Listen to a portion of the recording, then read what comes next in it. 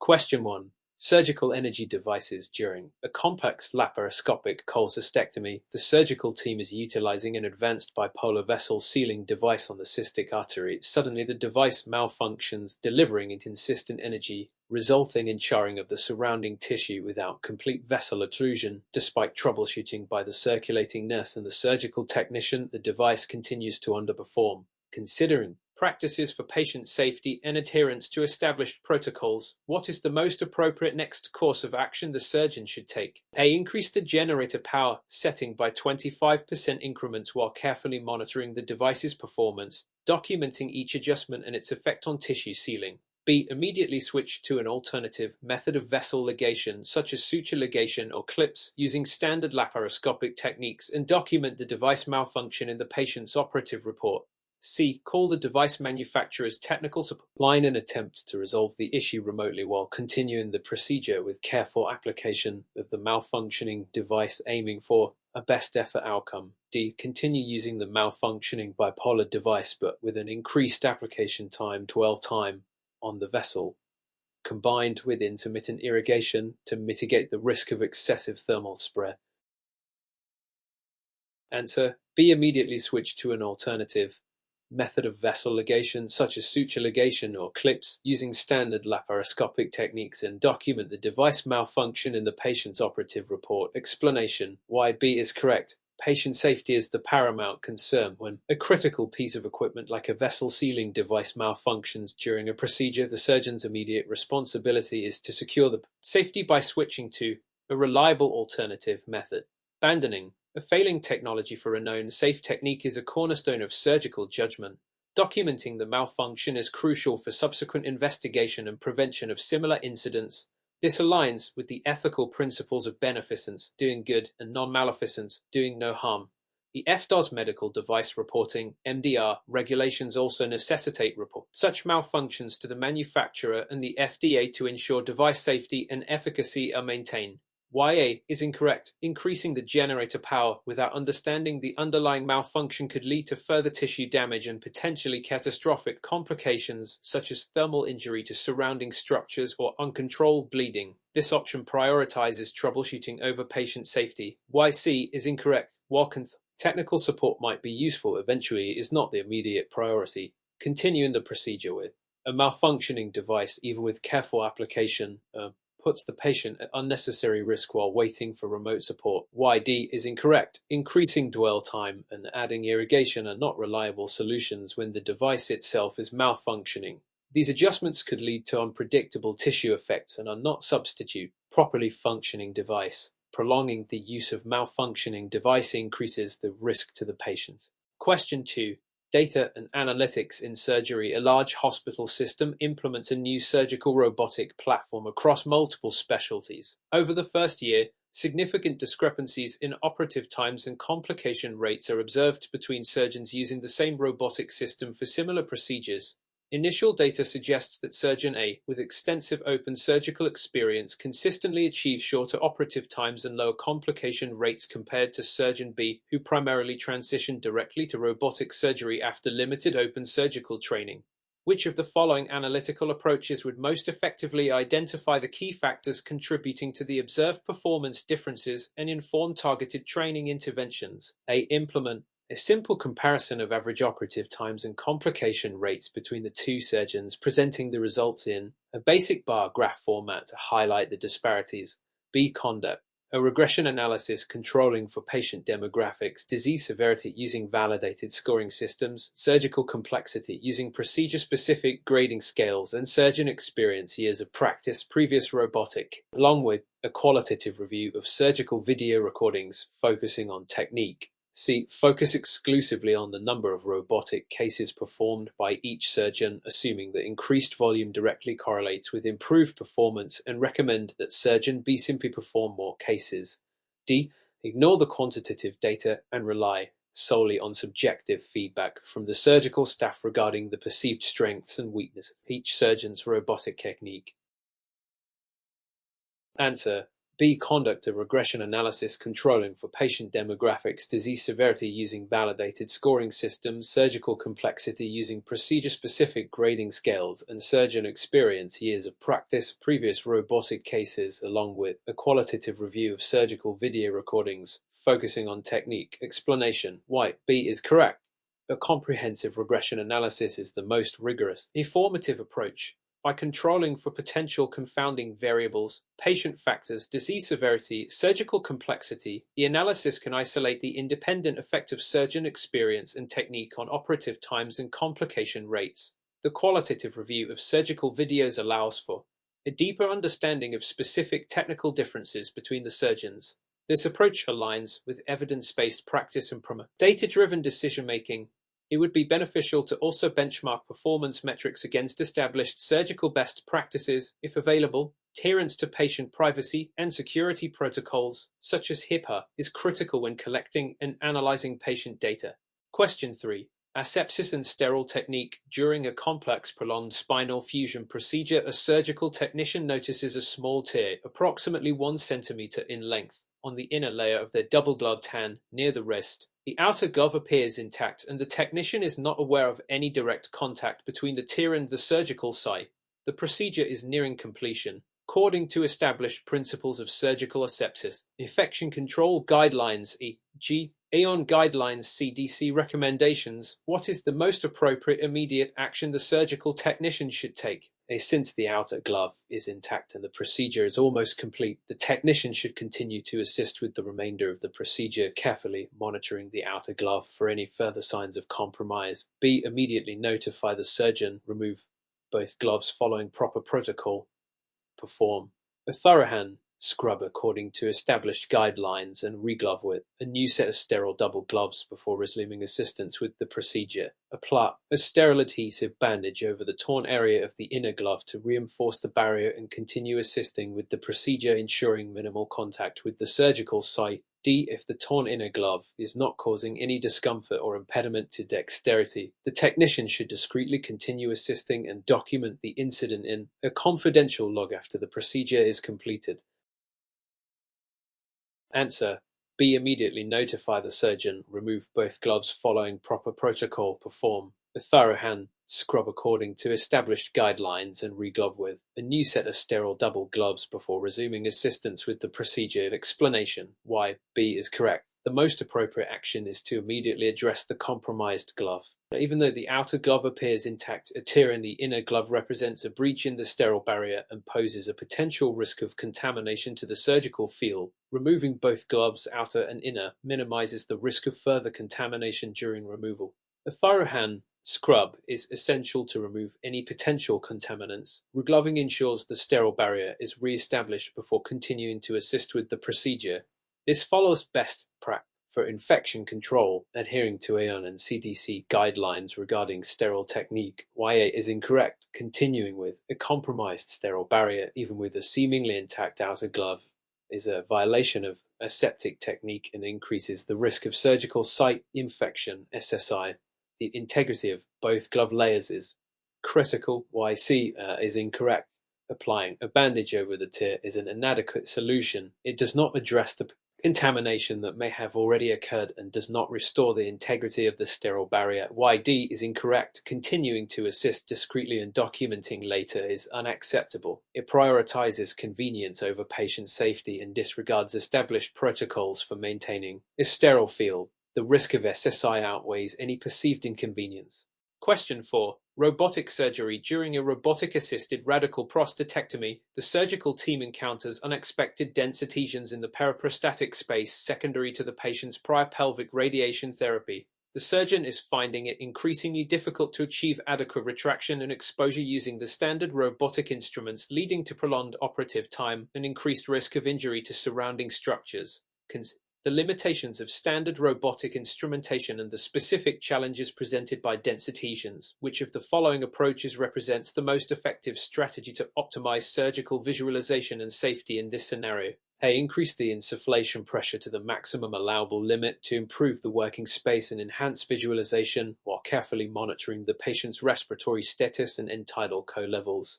B. Employ advanced robotic instruments with enhanced articulation and force feedback capabilities, such as wrist-like instruments with greater degrees of freedom and sensors to provide tactile feedback to the surgeon. C. Convert to an open CERT approach to allow for more direct manual dissection and retraction of the tissues, providing greater control and tactile sensation for the surgeon.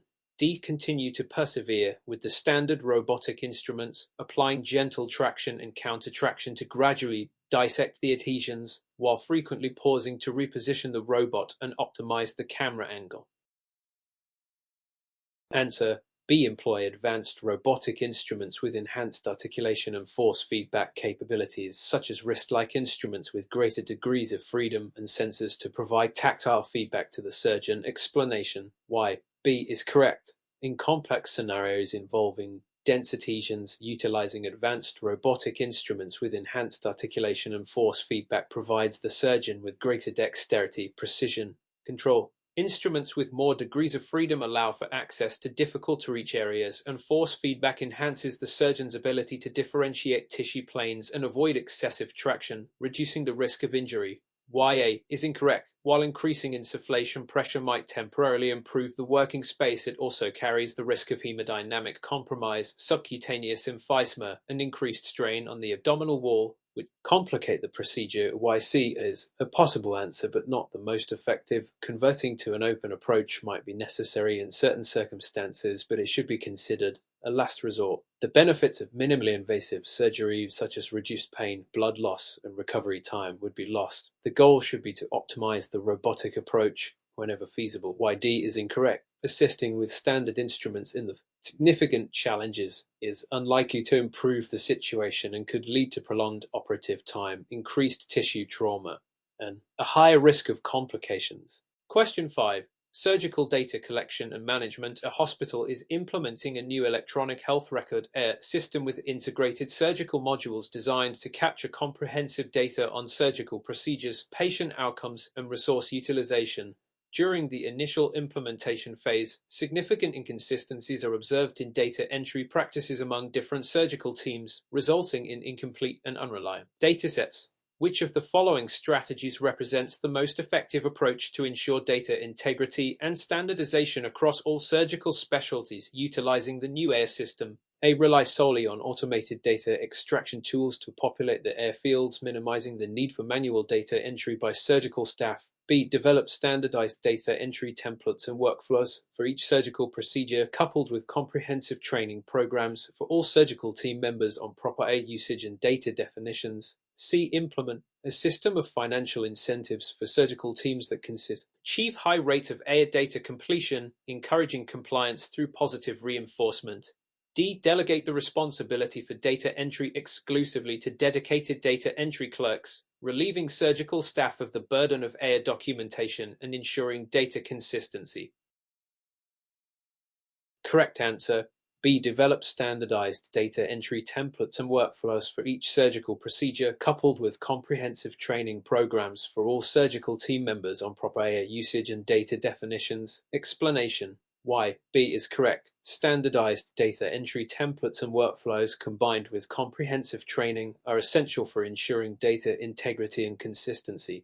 Clear and consistent data definitions with standardized processes minimize ambiguity and reduce the likelihood of errors. Training ensures that all team members understand the importance of accurate data entry and are proficient in using the AIR system.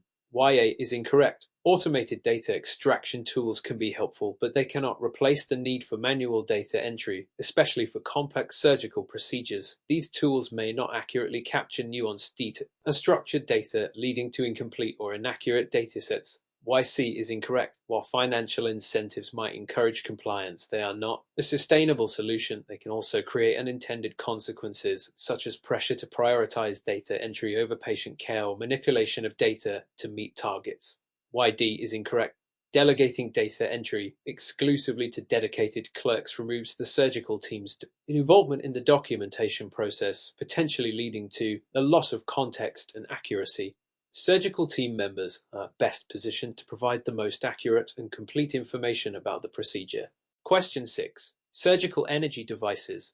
Scenario: Dr. Ramirez is performing a laparoscopic appendectomy on a 24-year-old female. She is using a monopolar electrosurgical device to dissect the mesoappendix. During the dissection, despite using the lowest effective power setting, she notices a small area of blanching on the adjacent ileum, indicating potential thermal spread.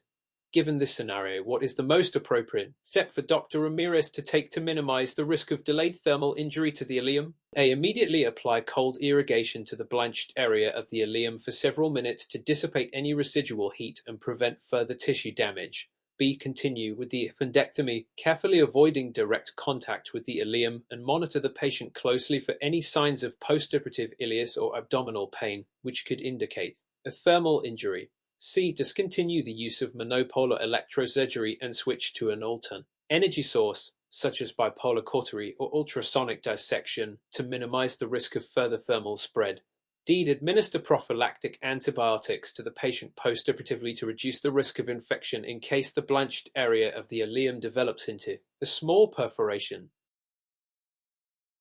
Answer: C. Discontinue the use of monopolar electrosurgery and switch to an alternative energy source, such as bipolar cautery or ultrasonic dissection, to minimize the risk of further thermal spread. Explanation: why C is correct. The observation of blanching on the ileum strongly suggests thermal spread from the monopolar device. The most prudent course of action is to immediately switch to an energy source with more focused energy delivery and potential for thermal spread, such as bipolar cautery or ultrasonic dissection. This minimizes the risk of a delayed thermal injury, which can manifest as a perforation or stricture days later. YA is incorrect. While irrigation might help dissipate heat, it does not eliminate the risk of delayed thermal injury.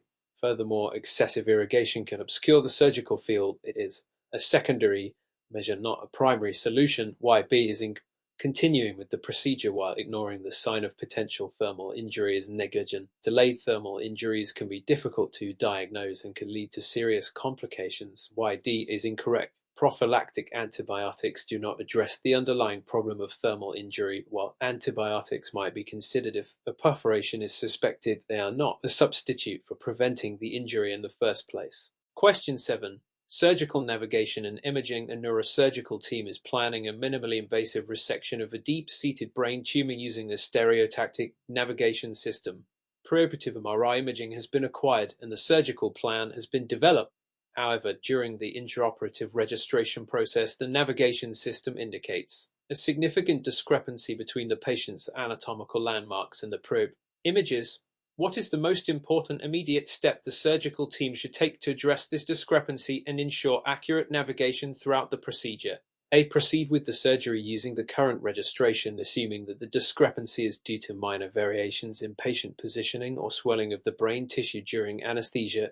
B. Require intraoperative imaging, e.g. CT scan or MRI, to update the navigation system with real-time anatomical information, accounting for any changes that may have occurred since the preoperative images were obtained. C. Manually adjust registration parameters within the navigation system to force alignment between the anatomical landmarks and the preoperative images, overriding the system's error messages. D. Abandon the stereotactic navigation system and proceed with the surgery using traditional anatomical landmarks and surgical judgment, as the navigation system is clearly unreliable.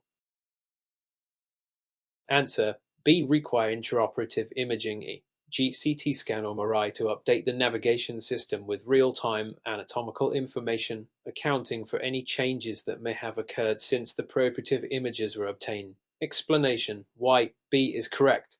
A significant discrepancy during registration indicates a fundamental problem with the alignment between the patient's anatomy and the navigation system's reference images. The most appropriate step is to obtain updated intraoperative imaging. This ensures that the navigation system is using accurate and current anatomical information, which is crucial for precise tumor localization and safe surgical navigation. Intraoperative imaging accounts for any brain shift or anatomical changes that may have occurred since the preoperative images were acquired. YA is incorrect. Proceeding with surgery using an inaccurate registration is extremely dangerous. It could lead to mislocalization of the tumor, unintended injury to critical structures, and potentially catastrophic neurological deficits. YC is incorrect. Manually adjusting registration param without addressing the underlying cause of the discrepancy is A dangerous practice. Forcing alignment could introduce significant errors and invalidate the entire navigation process. YD is incorrect. Abandoning the navigation system should be considered only after exhausting all efforts to resolve the registration issue. Navigation systems can provide valuable guidance and improve surgical accuracy, especially in complex cases. The goal should troubleshoot the system and ensure its reliability before resorting to traditional methods. Question 8. Asepsis and sterile technique. A surgical technician is preparing the back table for a total hip arthroplasty. As they are organizing the instruments, a single drop of sterile saline solution accidentally falls from their gloved hand onto a wrapped sterile instrument. The wrapper appears intact and there is no visible strike-through. According to established principles of surgical asepsis, what is the most appropriate action the surgical technician should take? A. Carefully wipe the saline solution from the instrument wrapper with a sterile gauze sponge and continue to use the instrument as the wrapper remains intact. B. Remove the instrument from the sterile field and discard it, as any moisture on a sterile wrapper is considered a potential source of contamination even if there is no visible strike-through. C. Isolate the instrument on a separate section of the back table and use it only if no other sterile instruments are available as long as the wrapper remains dry. D. Use a sterile marker to circle the area of the wrapper where the saline solution landed to clearly identify the potentially contaminated zone.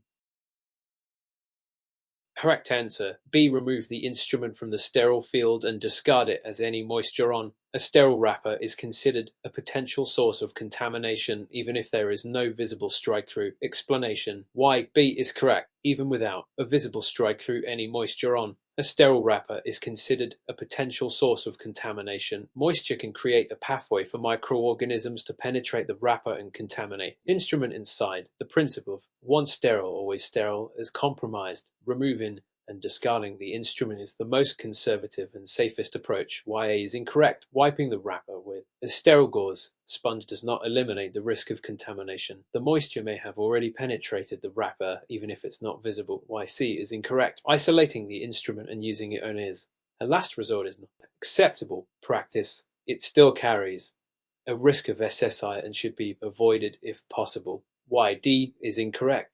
Marking the area of the wrapper does not prevent contamination. The instrument should be discarded to maintain sterility. Question 9. Emerging surgical technologies. A research team is investigating the use of augmented reality to guide pedicle screw placement during spinal fusion surgery. They are comparing the accuracy and efficiency of R-guided screw placement to traditional fluoroscopy-guided techniques. A key challenge they are facing is maintaining accurate registration between the R overlay and the patient's anatomy throughout the procedure, especially with movement or changes in surgical positioning. Which of the following strategies would most effectively address the challenge of maintaining accurate R registration during spinal fusion surgery? A. Utilize a fixed external tracking system with optical markers attached directly to the patient's skin, continuously monitoring and correcting for any movement or anatomical changes. B. Rely solely on preoperative CT scans and image registration, assuming that there will be minimal changes in patient anatomy during the procedure. C. Frequently recalibrate the R system by manually re-registering anatomical landmarks, interrupting the surgical workflow and potentially prolonging the procedure. D. Implement an inertial measurement unit IMU attached to the surgical instrument, tracking its position and orientation in real time and adjusting the R overlay accordingly. Answer. A. Utilize a fixed external tracking system with optical markers attached directly to the patient's skin, continuously monitoring and correcting for any movement or anatomical changes. Explanation. YA is correct. A fixed external tracking system with optical markers attached directly to the patient provides continuous real-time tracking of patient movement and anatomical changes. This allows the R system to dynamically adjust, overlay, maintaining accurate registration throughout the procedure. This is the most robust method for maintaining accuracy in the face of patient movement. YB is incorrect. Relying solely on preoperative imaging is insufficient because it does not account for intraoperative changes in patient anatomy due to positioning, swelling, or surgical manipulation. YC is incorrect. Frequent recalibration is disruptive to the surgical workflow and not be feasible in a dynamic surgical environment. It is also prone to human error. YD is incorrect. While an EMU attached to the instrument can track its position and orientation, it does not directly address the issue of patient movement and anatomical changes. It only tracks the instrument's position relative to itself, not to the patient. Question 10. Surgical performance metrics. The hospital is attempting to benchmark its surgical outcomes for laparoscopic colectomies against national averages. They are specifically focusing on comparing their rates of surgical site infections, ESIS, and anastomotic leaks. However, they discover significant variability in how these complications are defined and documented across different surgeons and specialties within the hospital. Which of the following steps is most critical for the hospital to take to ensure accurate and reliable benchmarking of their surgical outcomes? A. Rely on the subjective assessment of experienced surgeons to determine whether a complication should be classified as an SSI or an anastomotic leak, as their clinical judgment is the most reliable indicator. B. Implement standardized definitions for SIS and anastomotic leaks based on established clinical guidelines, e.g. CDC, ACS, NSKIP, along with comprehensive training for all surgical staff on proper document practices. C. Exclude cases with incomplete or ambiguous documentation from the benchmarking analysis, focusing only on cases with clear and unambiguous data. D. Apply statistical correction factors to account for the known biases and inconsistencies in data reporting, attempting to adjust the data to reflect true complication rates. Answer. B. Implement standardized definitions for SIS and anastomotic leaks based on established clinical guidelines, e.g. CDC, ACS, NSKIP, along with comprehensive training for all surgical staff on proper documentation practices. Explanation. Why? B is correct. Implementing standardized definitions for SIS and anastomotic leaks based on established clinical guidelines is the most critical step. This ensures consistency in how complications are identified and documented, allowing for accurate and reliable comparisons between different surgeons, specialties, and institutions. Comprehensive training ensures that all staff members understand the definitions and are proficient in applying them. Using national standards ensures you are comparing apples to apples.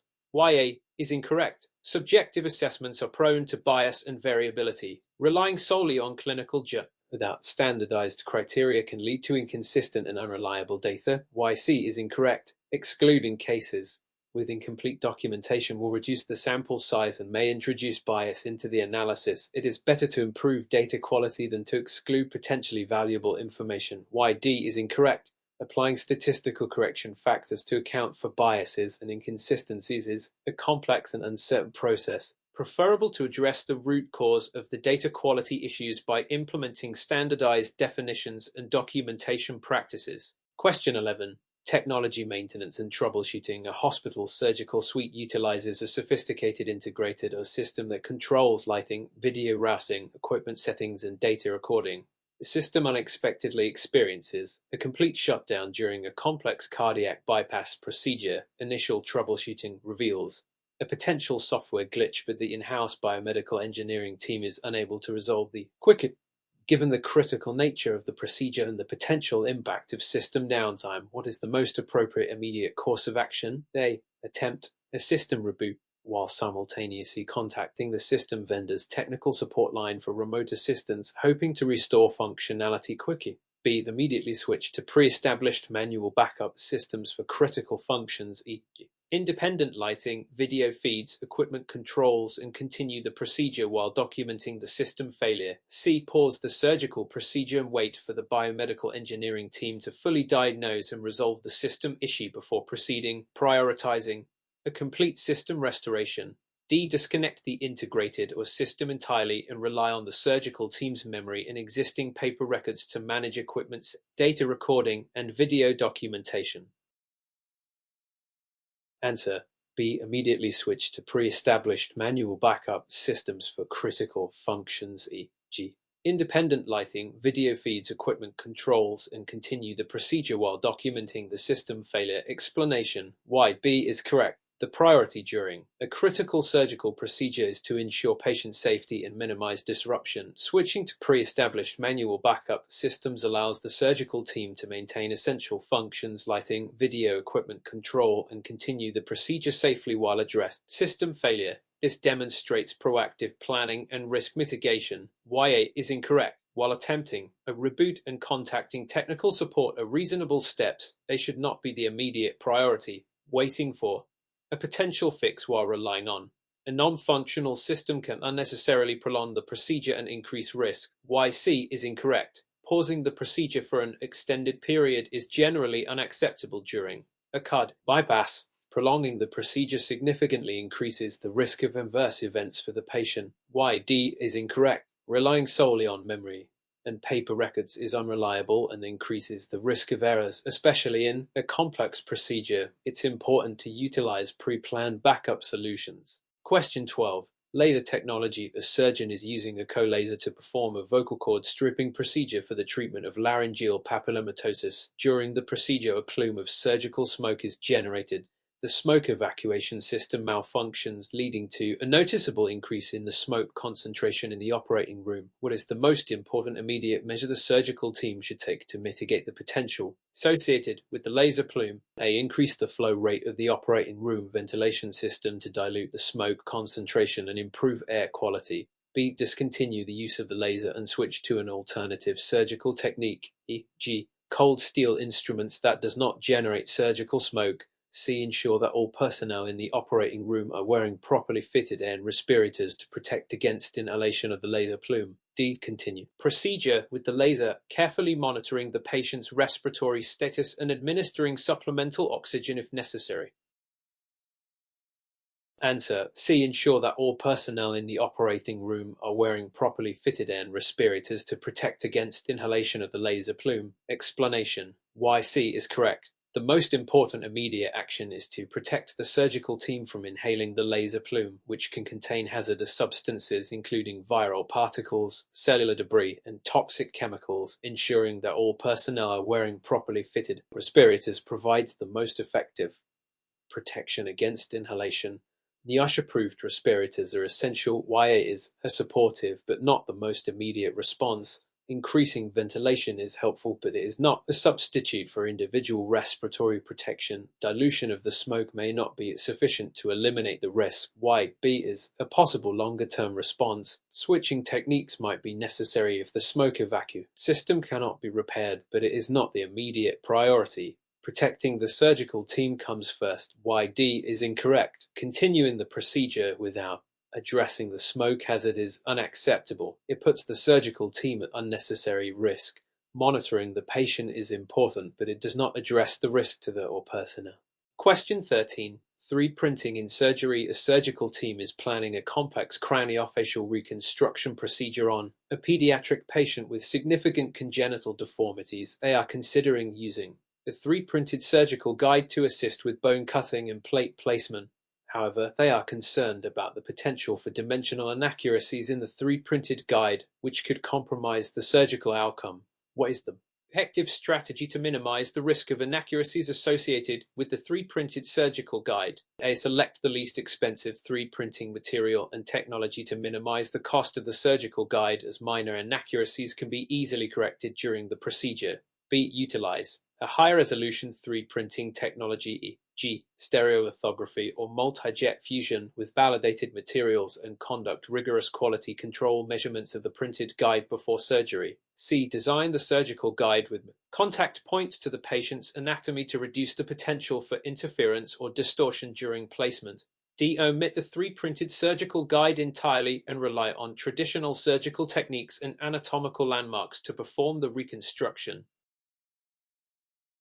Answer. B. Utilize a high-resolution 3D printing technology, e.g., stereolithography or multi-jet fusion, with validated materials and conduct rigorous quality control measurements of the printed guide before surgery. Explanation. Why B is correct. Minimizing inaccuracies requires a multifaceted approach. Using a high-resolution 3D printing technology with validated materials ensures the highest level of precision. Quality control measurements, e.g., using a coordinate measuring machine, are essential to verify the dimensions of the printed guide and identify any deviations from the design specifications. AIM standards for additive manufacturing materials are helpful. YA is incorrect. Selecting the least expensive option is a false economy. Using inferior materials and printing technology increases the risk of inaccuracies and can compromise the surgical outcome. YC is incorrect. While minimizing contact points might reduce interference, it also reduces the stability and accuracy of the surgical guide. YD is an possible response, but only if all else fails. While traditional techniques are always an option, the 3D printed guide may add a degree of precision that will improve the surgical outcome. It is important to weigh the additional risk and benefits. Question 14. Artificial intelligence (AI) in surgery. A hospital is implementing an AI-powered image analysis system to assist surgeons in identifying and characterizing polyps during colonoscopies. The system is designed to provide real-time feedback to the surgeon, highlighting suspicious areas and predicting the likelihood of dysplasia. However, during initial testing, the system exhibits a significant rate of false positives, flagging lesions as potentially cancerous. What is the most appropriate strategy to improve the performance and reliability of the AI-powered polyp detection system? A. Increase the system's sensitivity to ensure that no potentially cancerous polyps are missed, even if it means accepting a higher rate of false positives.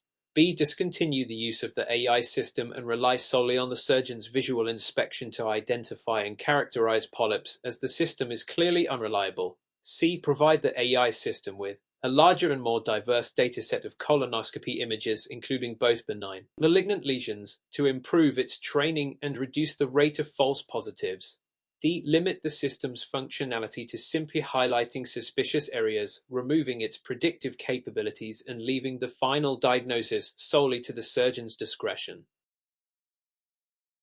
Answer C. Provide the AI system with a larger and more diverse dataset of colonoscopy images, including both benign and malignant lesions, to improve its training and reduce the rate of false positives. Explanation: why C is correct. AI systems learn from data. Providing the system with a larger and more diverse dataset allows it to refine its algorithms and improve its ability to distinguish between benign and malignant lesions. This is a key principle of machine learning. The quality of the training data is crucial for the performance of any AI system. YA is incorrect. Increasing sensitivity at the expense of specificity can lead to unnecessary biopsies and patient anxiety. The goal is to strike a balance between sensitivity and specificity. YB is premature. While careful monitoring is required, you can often train the system with more data to improve accuracy. Y it may seem good in the short term, but is ultimately incorrect. This would result in losing much of the advantage of the AI system. Instead, better training will improve accuracy while still empowering surgeons to make informed decisions.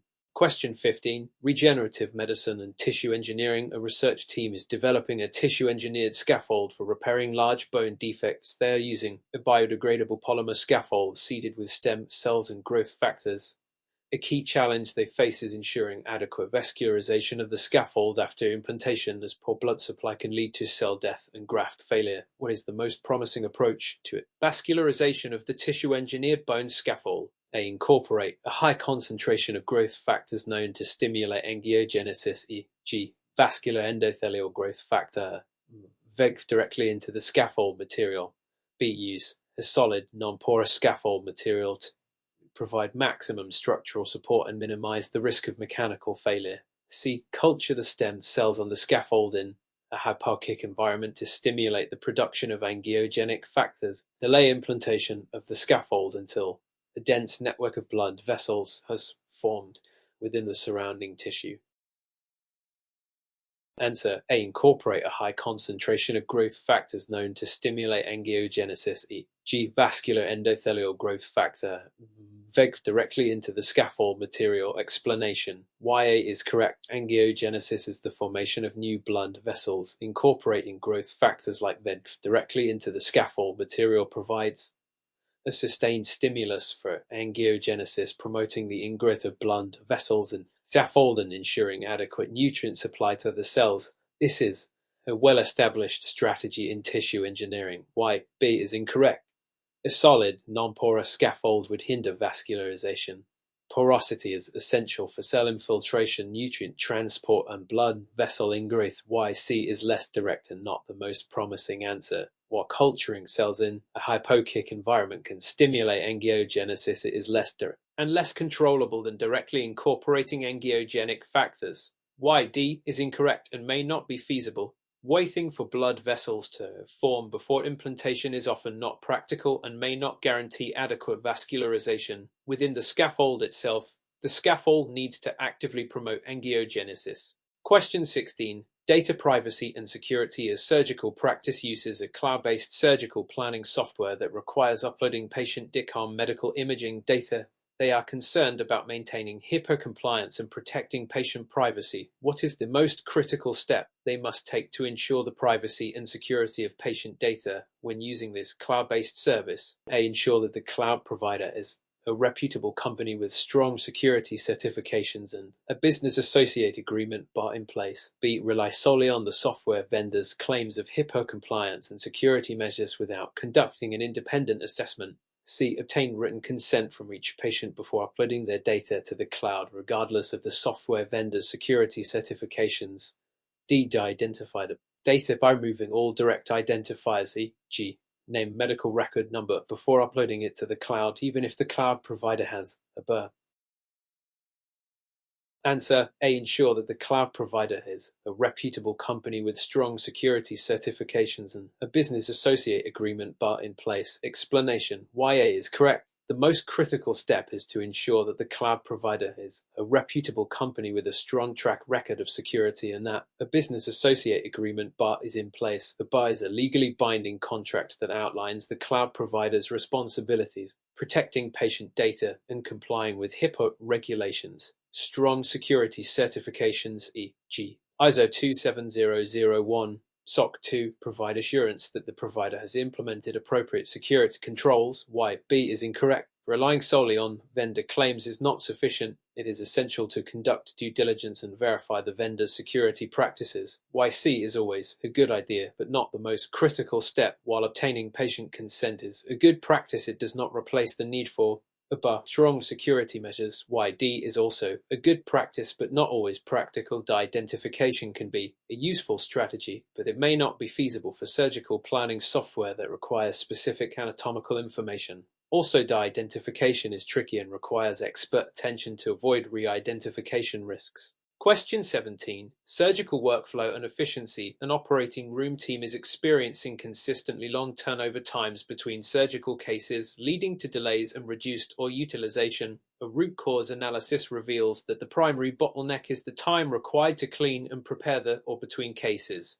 Which of the following process improvement strategies would most effectively reduce turnover times and improve overall efficiency? A. Implement a standardized checklist for cleaning and setup, assigning specific tasks and responsibilities to each member of the turnover team. B. Reduce the number of personnel involved in the turnover process to minimize clutter and improve communication. C. Allocate additional time for turnover to ensure thorough cleaning and preparation, even if it means reducing the number of surgical cases performed each day. D. Eliminate non-essential steps from the turnover process to expedite the cleaning and setup process, even if it means compromising on the level of cleanliness. Answer. A. Implement a standardized checklist for cleaning and setup, assigning specific tasks and responsibilities to each member of the turnover team. Explanation. Why A is correct. A standardized checklist provides a structured and systematic approach to cleaning and setup. Assigning specific tasks and responsibilities to each team member ensures that all necessary steps are completed efficiently and effectively.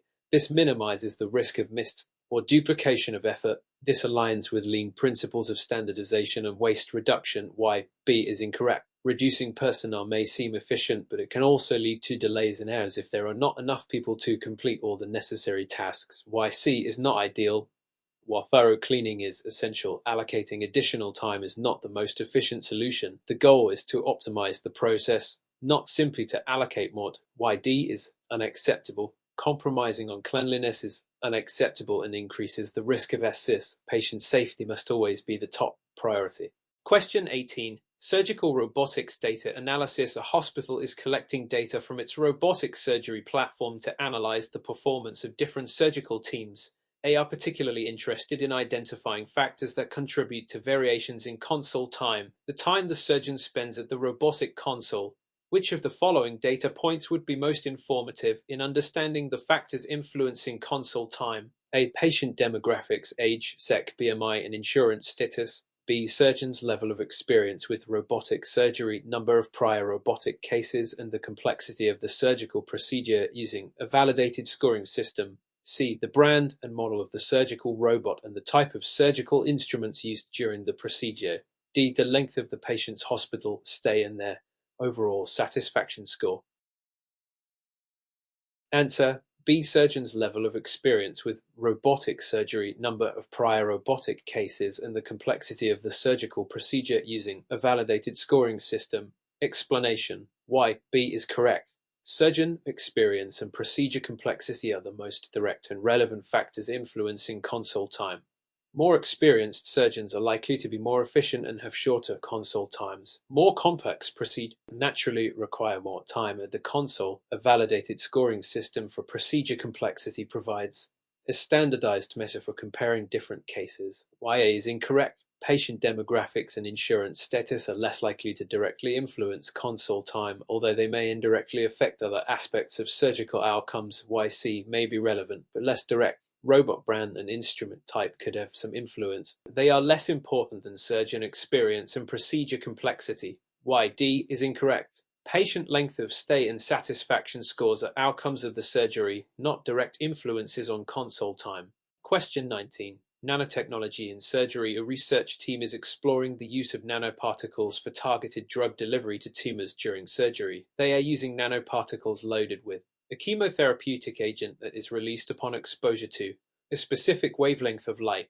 What is the most critical consideration for ensuring the safety and effectiveness of this targeted drug delivery approach? A. The ability to precisely control the release of the drug from the nanoparticles only at the tumor site, minimizing systemic exposure and side effects. B. The ability to load a high concentration of the chemotherapeutic agent into the nanoparticles to maximize the therapeutic effect. C. The ability to manufacture the nanoparticles at a low cost to make the treatment accessible to a wider range of patients. D. The ability to nanoparticles that are easily cleared from the body to prevent long-term accumulation and potential toxicity. Answer A. The ability to precisely control the release of the drug from the nanoparticles only at the tumor site, minimizing systemic exposure and side effects. Explanation: why A is correct.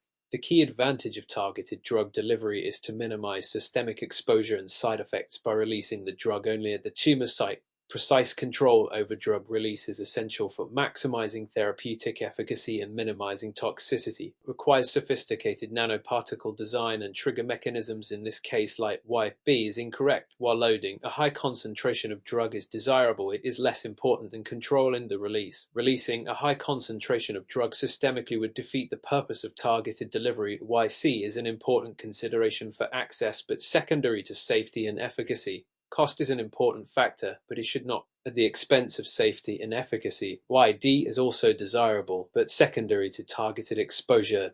Rapid clearance is also a desirable characteristic, but it is less important than ensuring that the drug is released primarily at the tumor site. Question 20. Surgical data collection and management. A hospital is implementing a new electronic health record system with integrated surgical modules designed to capture comprehensive data on surgical procedures, patient outcomes, and resource utilization.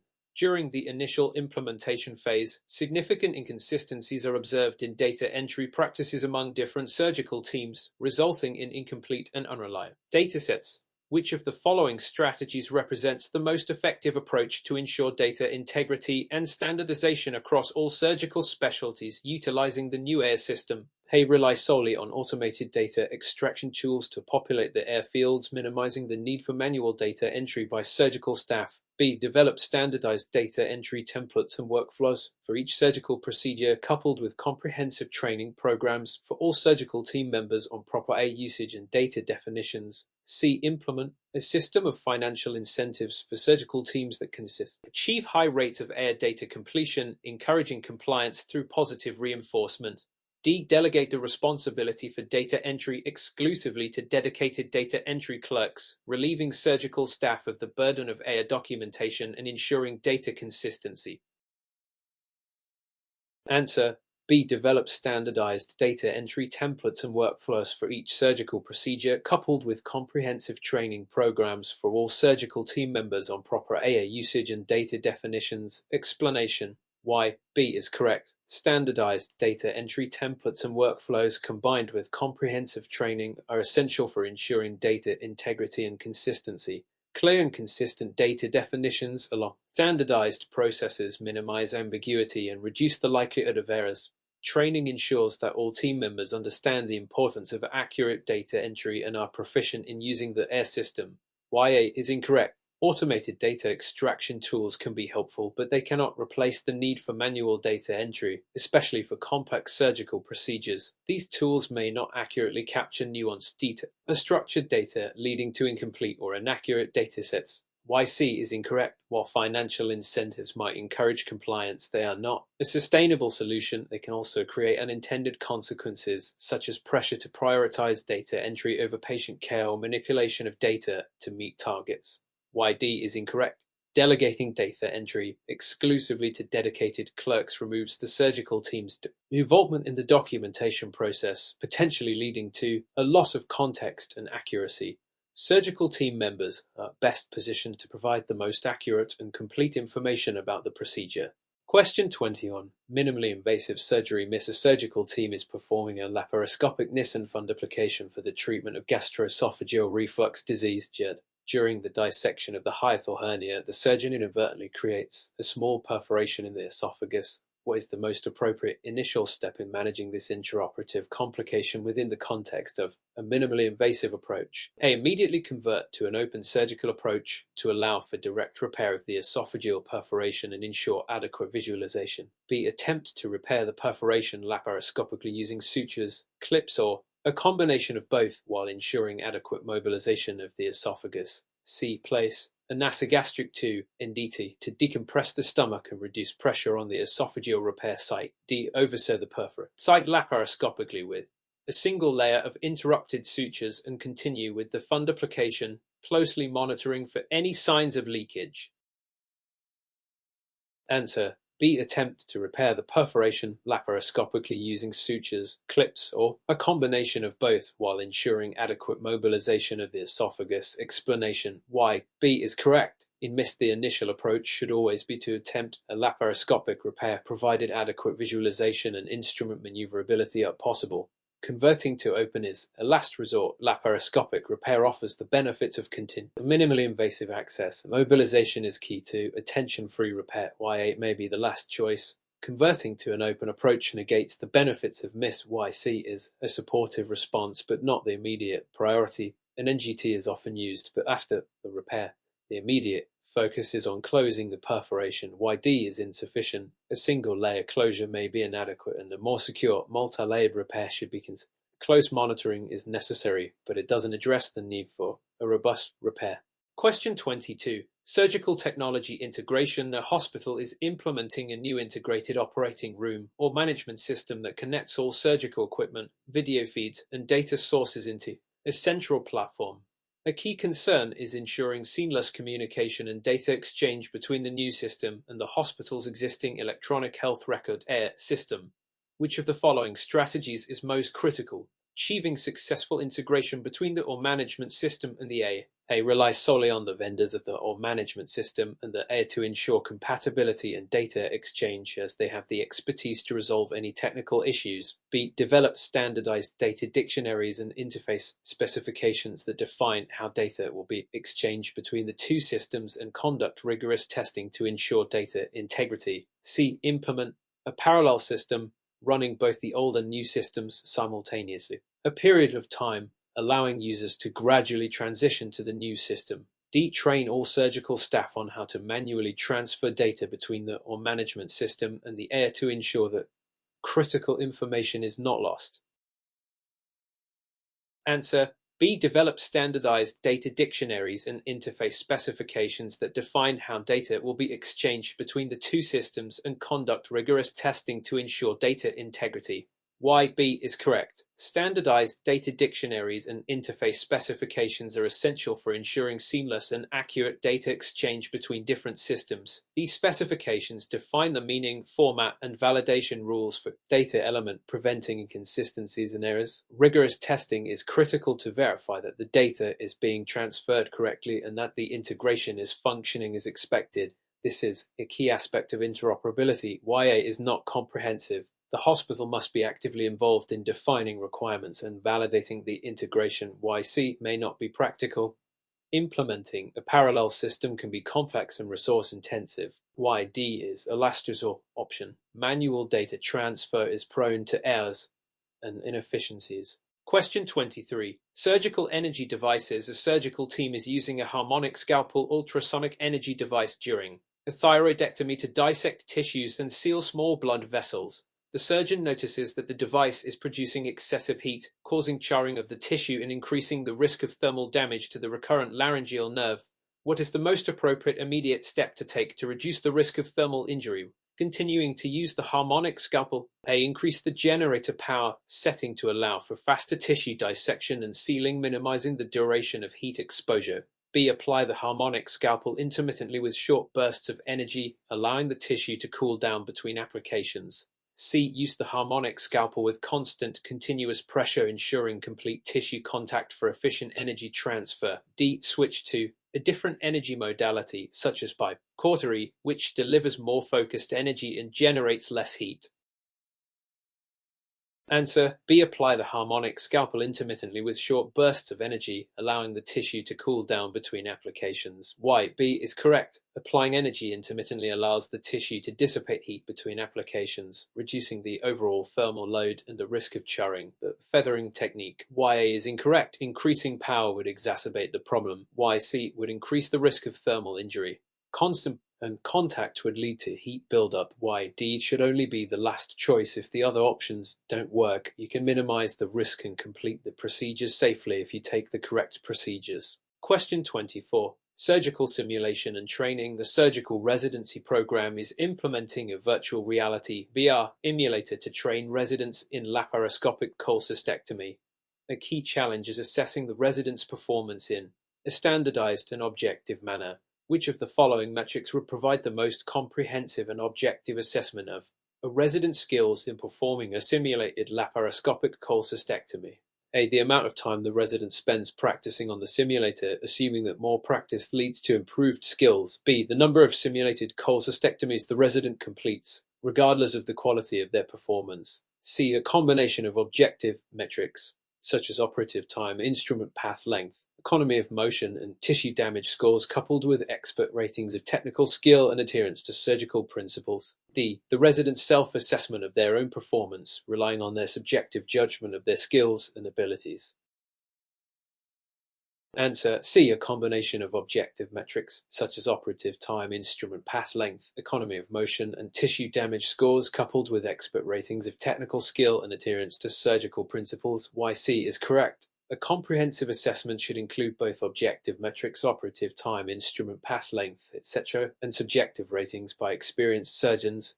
The objective metrics provide quantified data on the resident's performance, while the expert ratings capture more nuanced aspects of technical skill and decision-making. YA is incorrect. Time spent practicing is not a reliable indicator of skill. YB is also not reliable. The number of cases completed does not reflect the quality of the performance. YD is too subjective. Self-assessment can be useful for reflection, but it is not a substitute for evaluation. Question 25. Operating room or design and layout. A hospital is designing a new surgical suite for robotic-assisted procedures. A key consideration is optimizing the layout to accommodate the robotic system and ensure efficient workflow for the surgical team. Which of the following design principles is most important for optimizing the layout of a robotic or A. Maximize the size of the or to provide ample space for the robotic system, surgical team, and all necessary equipment, regardless of the impact on cost. B. Position the robotic console in a separate room from the operating table to minimize distractions and create a more comfortable environment for the surgeon. C. Design the or with flexible zones that can be easily reconfigured to accommodate different surgical procedures and equipment setups. D. Minimize the distance between the sterile field and the surgical equipment to reduce the risk of contamination.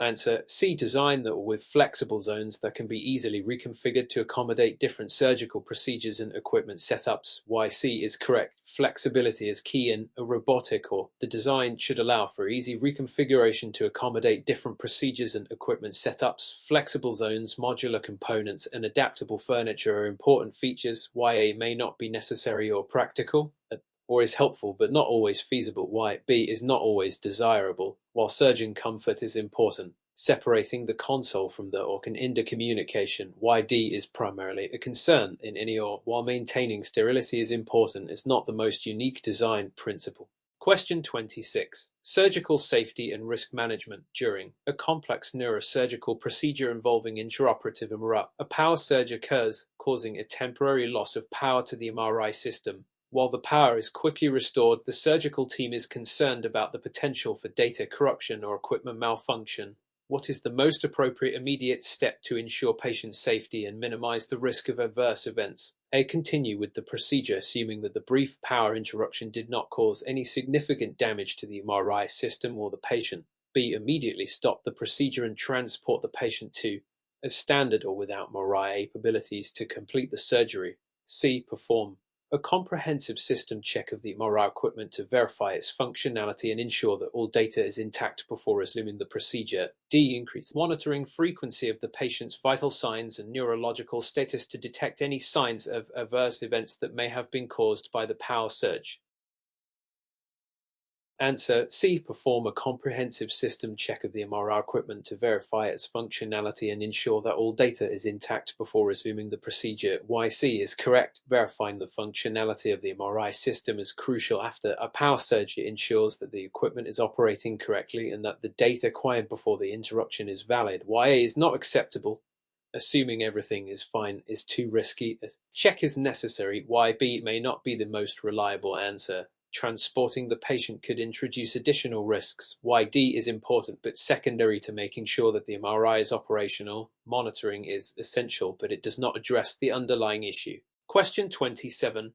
Minimally invasive surgery missed during a laparoscopic inguinal hernia repair. The surgeon is using an electrodermal bipolar vessel sealer to coagulate and divide the spermatic cord vessels. The surgeon inadvertently activates the device in close proximity to the vas deferens. What type of surgical instrument should be used to verify the patency after the completion of the surgery?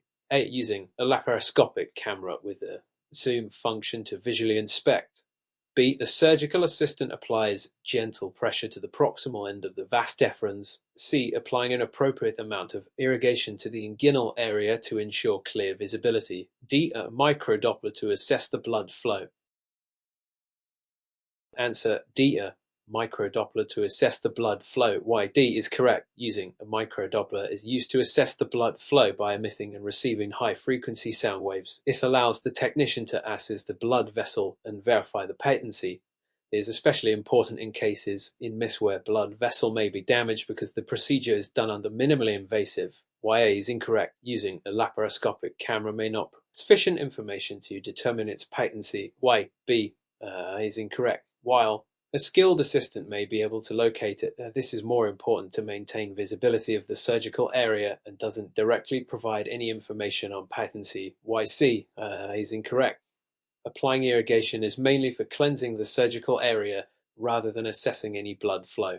Question 28. A sepsis and sterile technique. A surgical team is prepping for an abdominal aortic aneurysm repair. Which one of the following is used to prep the surgical site? A. Using an alcohol-based solution such as chlorhexidine gluconate and isopropyl alcohol. B. Using povidone iodine solution. C. Using sterile water. D. Using sterile saline. Answer A. Using an alcohol-based solution such as chlorhexidine gluconate and isopropyl alcohol. Why A is correct. The surgical team has to use alcohol-based solution to prep for surgical sit. CHG solutions have been shown to have a broad spectrum of antimicrobial activity, a rapid onset of action, and a persistent effect. Isopropyl alcohol enhances the solution's antiseptic properties and helps to facilitate a broader coverage of the abdominal area. Why B is incorrect. Povidone iodine is an iodine solution. It may not be as effective as alcohol-based. It's also less favorable because it needs more contact time. Y, C, and D is incorrect. Sterile water and saline lack the ability to eliminate microorganisms, so it may be harmful to surgical areas. Question 29. Surgical supplies and equipment. A surgical team is performing a thoracotomy. During the procedure, the team needs the suture to repair a torn area. Which type of suture is required to use? A. A non-absorbable suture. B. An absorbable suture. C. A barbed suture. D. A retention suture. Answer: A. A non-absorbable suture. YA is correct. The use of non-absorbable is recommended for those repairs that can be long-term or permanent. Thoracotomy, which requires to close torn area on the tissue. YB is incorrect. Absorbable suture is more appropriate for internal tissues where it will be degraded over time. The strength will decrease dramatically over time, which is not ideal for thoracotomy procedure. YC and D incorrect. Barbed suture is used to close wound without knotting. Retention suture are used to provide extra support for the closing area. Question 30. Specific surgical specialties, technologies, examples. A cardiac surgeon is planning to perform a minimally invasive mitral valve repair using robotic assistance. Which approach may be used by the cardiac surgeon for a better surgical outcome? A. A median sternotomy. B. A thoracotomy approach. C. A subxiphoid approach. D. A laparoscopic approach. Answer: B. A thoracotomy approach. Why? B is correct. A mini thoracotomy approach is commonly used because the incision is made on the side of the chest, avoiding the sternum. It allows direct access to the mitral valve for robotic repair. YA is incorrect. The procedure does not require to open the sternum area. YC and D is incorrect. The mitral valve position is not located around the abdominal, so it may not be a suitable approach.